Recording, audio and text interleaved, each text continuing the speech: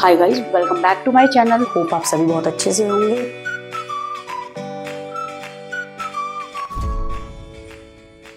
Hi students, a very warm welcome to my channel. Hope आप सभी बहुत अच्छे से होंगे। बेटा, आज की वीडियो क्लास 12th के स्टूडेंट्स के लिए है और आज हम बहुत इंपॉर्टेंट चैप्टर करने वाले हैं जो कि एग्रीगेट डिमांड और एग्रीगेट सप्लाई है, जिसका मार्क्स का वेटेज है 12 मार्क्स। और बेटा, इस चैप्टर को मेरे साथ बहुत अच्छे से आप लोग करना, बहुत अच्छे से आपको समझाऊंगी, एक एक चीज ग्राफ बहुत अच्छे से प्रिपेयर करवाऊंगी आपको। बस मेरे साथ समझते रहना और एक कॉपी और पेन लेकर के नोट्स बना लीजिएगा और साथ साथ पढ़ते रहना। वीडियो को बेटा एंड तक जरूर देखना, ठीक है, और फ्रेंड्स के साथ भी शेयर करना। और याद रखिएगा, ये चैप्टर का वेटेज है 12 मार्क्स। नेशनल इनकम मैंने सारा करा दिया, नेशनल इनकम 10 मार्क्स हो गया और 12 मार्क्स का आपका एग्रीगेट डिमांड और एग्रीगेट सप्लाई है। ठीक है बेटा, चलिए हम स्टार्ट करने जा रहे हैं chapter determination of income and employment, that is AD and AS and its component. ठीक है बेटा, चलिए ये चैप्टर नंबर फर्स्ट है एडीएएस का। ठीक है बेटा, आज आपको कराने जा रही हूँ। इसका फर्स्ट पार्ट है, अच्छे से समझिएगा। देखिए बेटा, एग्रीगेट डिमांड क्या होता है? एग्रीगेट का मतलब होता है टोटल। ठीक है, तो आप याद रखिएगा, एग्रीगेट डिमांड की बात कर रहे हैं तो that means they were talking about total demand. अब टोटल डिमांड क्या चीज ma'am? According to Keynes, it refers to total demand for all goods and services, जो हमारी इकोनॉमी के अंदर एक साल के अंदर जितने गुड्स एंड सर्विसेज प्रोड्यूस्ड हो रहे हैं बच्चा, उसकी टोटल डिमांड कितनी है इकोनॉमी के अंदर एक साल के अंदर, उसको बोला जाएगा एग्रीगेट डिमांड। याद रखिएगा, एक साल के अंदर जितने गुड्स एंड सर्विसेज प्रोड्यूस्ड हुई हैं हमारी इकोनॉमी के अंदर, उन सबकी टोटल डिमांड को हम बोलते हैं एग्रीगेट डिमांड। एग्रीगेट का मतलब ही होता है टोटल। ठीक है, तो एग्रीगेट डिमांड का मतलब है टोटल डिमांड किसकी? गुड्स एंड सर्विसेज की। कहां पर? इकोनॉमी के अंदर। कितने ईयर के अंदर? 1 ईयर के अंदर। उसको क्या बोला जाएगा? Aggregate demand. It refers to the total demand for all goods and services which is produced in an economy during the period of 1 year। ठीक है मैम, समझ आ गया। अब बहुत ध्यान से सुनना, एग्रीगेट डिमांड और एग्रीगेट सप्लाई में मोस्टली जो एडीएएस थ्योरी होती है वो किसने दी हुई है? उसको कीन्स थ्योरी भी बोलते हैं। ऑथर का नेम क्या है बेटा? याद रखना है आपका कीन्स थ्योरी। ठीक है, तो इसलिए ये लिखा है according to Keynes it refers to the total demand for all goods and services which is produced in an economy during the period of 1 year. अब देखिए, इनकम, एम्प्लॉयमेंट और आउटपुट और एग्रीगेट डिमांड।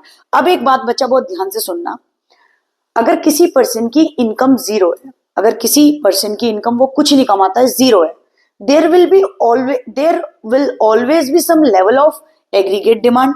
अगर किसी इंसान के पास कोई जॉब नहीं है बेटा, ठीक है, और उसकी इनकम जीरो है, तब भी कुछ ना कुछ तो कंज्यूम करेगा ही। उसकी डिमांड किसी ना किसी चीज की तो होगी ही होगी, कुछ ना कुछ तो कंज्यूम करेगा जीने के लिए।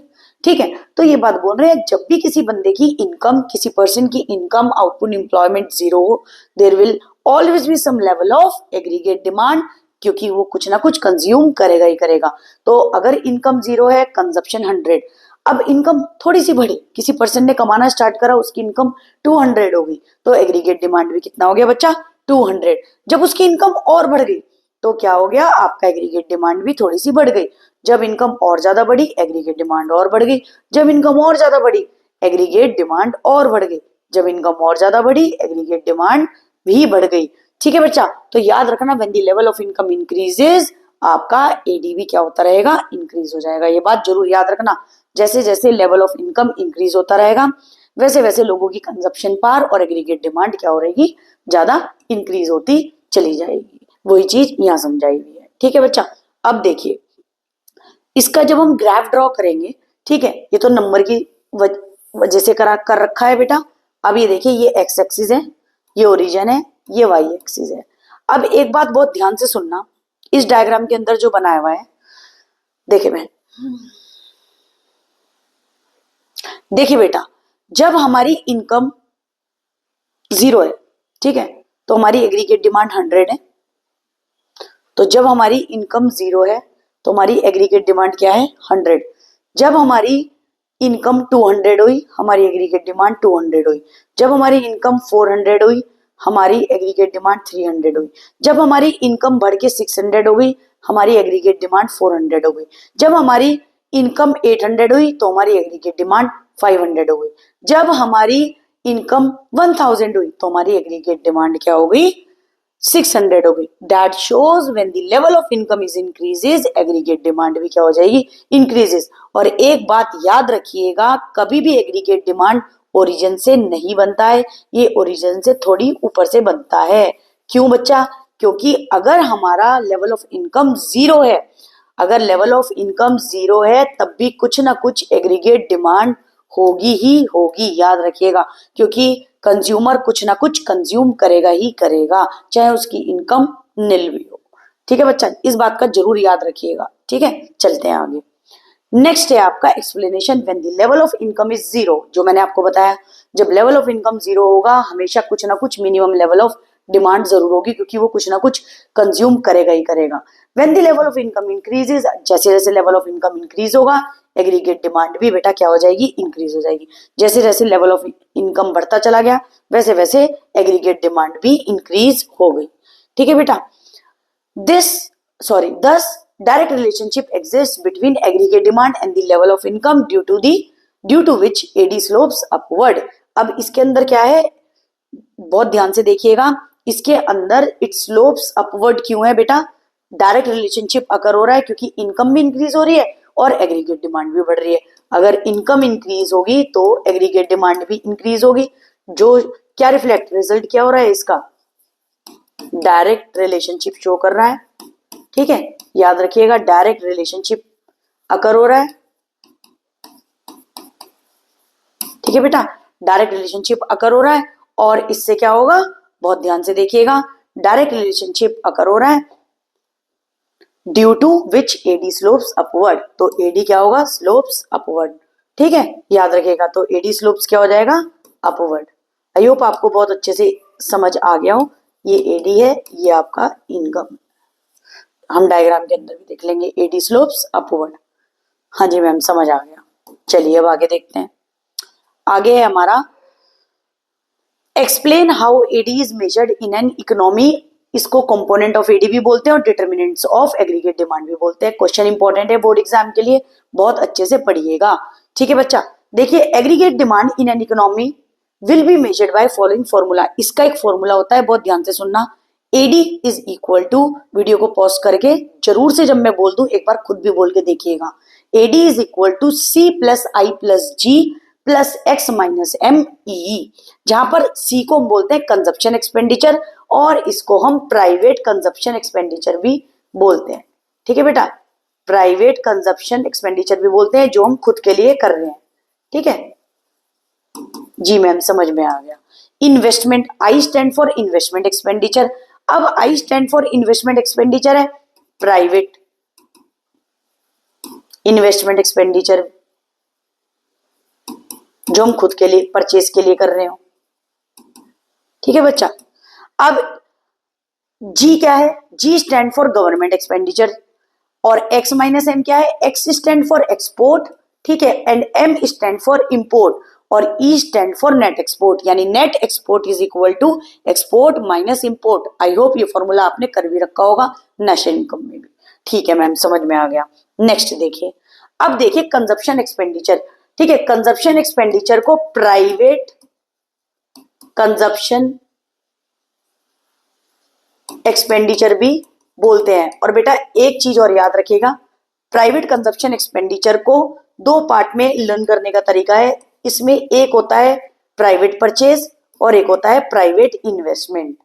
ठीक है, सेम इसके अंदर जैसे जी वाला है उसमें गवर्नमेंट होगा, तो गवर्नमेंट के अंदर गवर्नमेंट में क्या लेंगे बेटा, गवर्नमेंट एक्सपेंडिचर में भी एक परचेज है एक इन्वेस्टमेंट है। ठीक है, कैसे है वो आपको एक्सप्लेन करूंगी, बस इससे याद रखिएगा प्राइवेट वाले में भी परचेज और इन्वेस्टमेंट है और गवर्नमेंट वाले में भी परचेज और एक्सपेंडिचर है।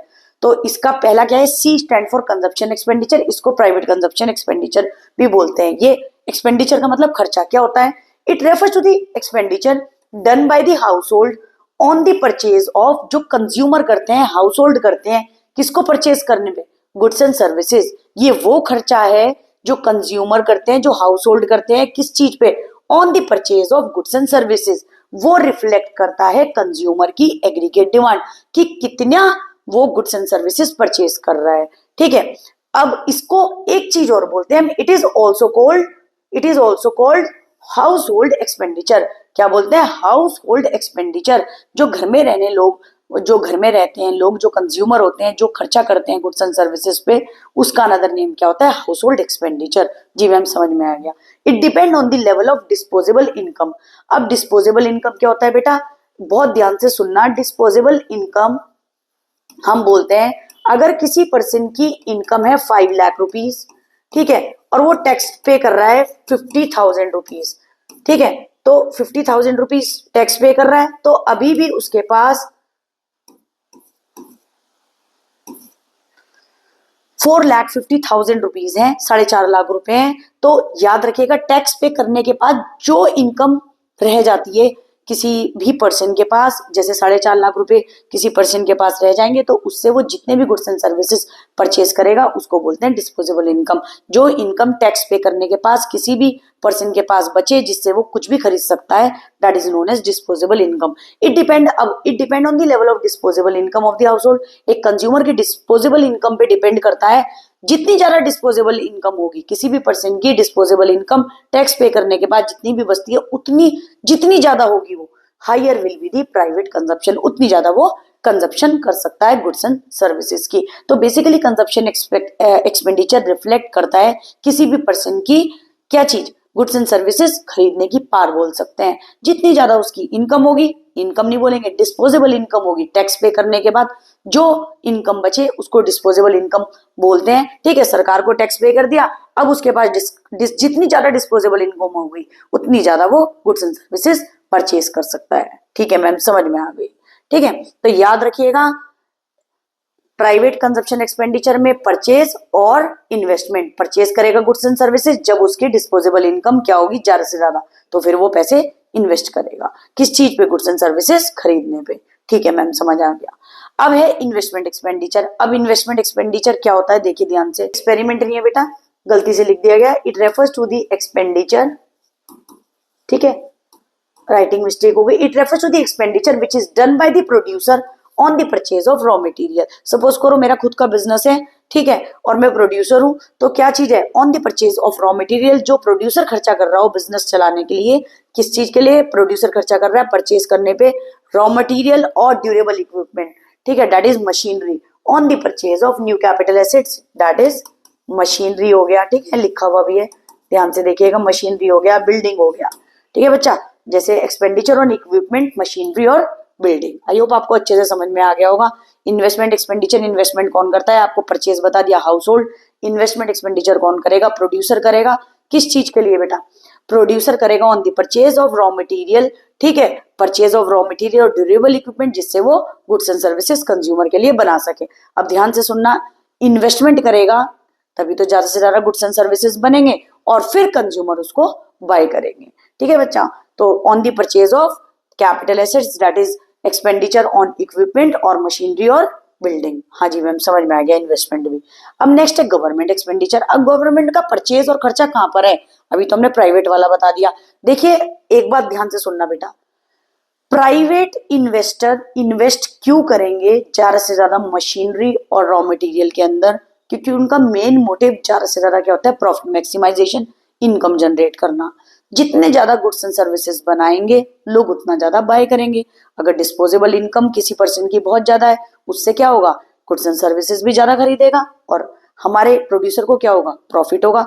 तो ये क्या है? प्राइवेट के अंदर दो चीज मैंने आपको बताई थी, एक है परचेज, एक है इन्वेस्टमेंट। परचेज जब होगी जब प्रोड्यूसर इन्वेस्ट करेगा किसके अंदर? मशीनरी में, रॉ मटेरियल में, जिससे अच्छे से अच्छे गुड्स एंड सर्विसेज बने और फिर कंज्यूमर उसको परचेज करेगा। और वो रिफ्लेक्ट करता है, वो किस पे डिपेंड है? कंज्यूमर की डिस्पोजेबल इनकम। जितनी ज्यादा डिस्पोजेबल इनकम होगी उतना ज्यादा वो गुड्स एंड सर्विसेज परचेज करेगा। तो कंजप्शन के अंदर, प्राइवेट कंजप्शन के अंदर दो चीज, परचेज और इन्वेस्टमेंट। इन्वेस्टमेंट करेगा प्रोड्यूसर, परचेज करेगा कंज्यूमर।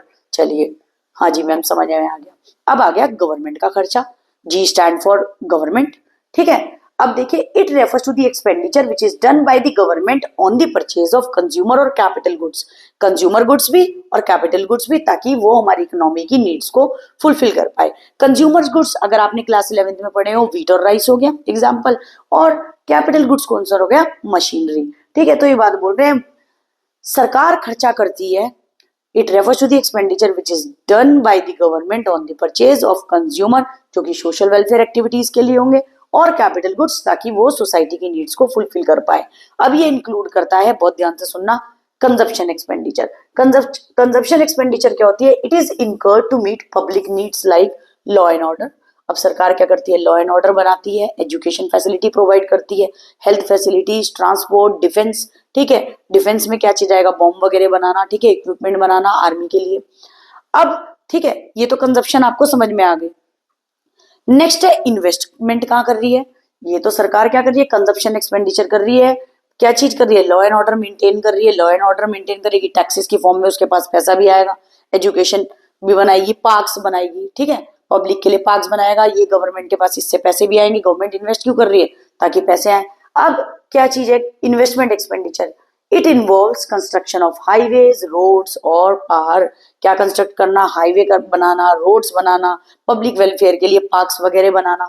तो ये सब क्या चीज हो गया? अब मैंने क्या बताया था, गवर्नमेंट का भी क्या आ गया? कंजप्शन और इन्वेस्टमेंट एक्सपेंडिचर। तो गवर्नमेंट क्या चीज कर रहा है? इसके अंदर भी दो चीज कर रहा है, परचेज ऑफ क्या? कंज्यूमर और कैपिटल गुड्स। किस चीज के लिए? ताकि पब्लिक नीड्स को फुलफिल कर पाए, जैसे लॉ एंड ऑर्डर बना पाए, ठीक है, एजुकेशन फैसिलिटी अच्छी से अच्छी प्रोवाइड करे, हेल्थ फैसिलिटी प्रोवाइड कर पाए, ट्रांसपोर्ट फैसिलिटी प्रोवाइड कर सके अच्छी से अच्छी, ठीक है, डिफेंस फैसिलिटी प्रोवाइड कर पाए, दैट मींस बॉम्ब वगैरह बनवा सके, गन्स वगैरह बनवा सके आर्मी के लिए।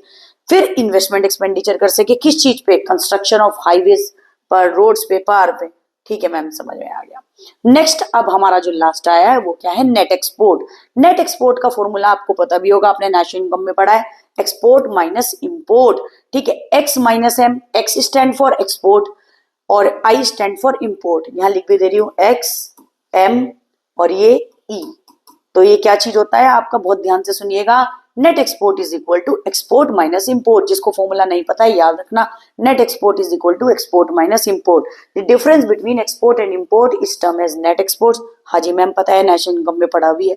अब एक्सपोर्ट क्या होते हैं? देखिए बेटा, तो फिर एक्सपोर्ट क्या होगा? एक्सपोर्ट इंडिकेट कर रहा है demand for goods purchased with in the domestic territory. बहुत ध्यान से देख लेना, एक्सपोर्ट क्या चीज शो कर रहा है? Demand for goods purchased with in the domestic territory of a country bye rest of the world. जो मैंने आपको जैसे कि बताया, एक्सपोर्ट क्या होगा? बाहर की कंट्री के लोग जितनी भी डिमांड हमारे गुड्स एंड सर्विसेज की करेंगे तो वो क्या इंडिकेट करता है? एक्सपोर्ट्स। ठीक है, और इंपोर्ट क्या होता है? जब हम डिमांड करेंगे, हमारी कंट्री डिमांड करेगी बाहर की कंट्री के गुड्स एंड सर्विसेज की। तो import refers to the demand of the resident of a country, that means home country, हमारी कंट्री की बात कर रहे हैं, resident of a country for the goods that have been produced abroad. अगर abroad में प्रोड्यूस हुए, उसकी demand resident of a country करेगा तो वो इंपोर्ट कहलाया जाएगा। अगर अब्रॉड से डिमांड हमारे कंट्री के गुड्स की होगी तो वो एक्सपोर्ट कहलाया जाएगा। फिर हम फॉर्मूला लगा देंगे, net export is equal to export minus import, उससे हमारा नेट एक्सपोर्ट निकल के आएगा। और याद रखिएगा, एक्सपोर्ट को डिनोट करते हैं एक्स सिंबल से और इंपोर्ट को एम से, और E stand for net export. I hope आपको बहुत अच्छे से समझ आ गया होगा। जी मैम, समझ में आ गया है। तो ये क्या होगा? E X minus M.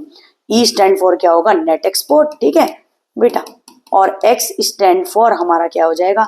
Export minus import. जी मैम, समझ आ गया। चलो, समझ आ गया बहुत अच्छे से, गुड। आगे देखते हैं। अब आगे आप ध्यान से सुनना, आपको ये फॉर्मूला याद रखना है। ठीक है, एग्जाम के लिए AD is equal to C plus I plus G X minus M E. ठीक है, C stand for consumption expenditure, I stand for investment expenditure, G stand for government expenditure. और भाई हमारा नेट एक्सपोर्ट क्या होगा? E X minus M, that means net export is equal to export minus import. ठीक है, बहुत अच्छे से यह एक्सप्लेन भी कर दिया गया है, आपको सारा समझा दिया। इस टॉपिक को बहुत अच्छे से पढ़ना, बोर्ड एग्जाम के लिए इंपॉर्टेंट है। Component of aggregate demand, AD.